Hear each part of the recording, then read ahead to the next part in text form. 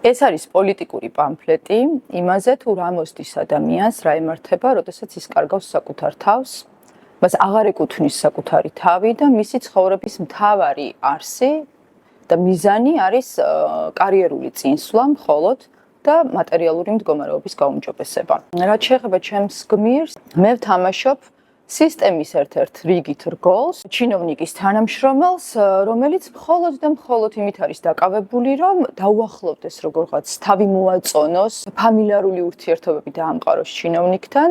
ზოგადად ამ გმირებს ძირითადად ერთადერთი მოტივი აქვთ. მატერიალური მდგომარეობის და კარიერის გაუმჯობესება. სხვაზე ისინი არაფერზე არ ფიქრობენ, დაცლილები არიან აბსოლუტურად ყველანაირი ღირსეული თვისებებისგან და ძალიან სამწუხაროა, რომ ჩვენს ცხოვრებაშიც რაღაცნაირად ნათლად გვაქვს მსგავსი მაგალითები, თუ რა მოსდით მსგავს ადამიანებს. მათგან არაფერი არ რჩება, როგორც კი წაართმევ მათ.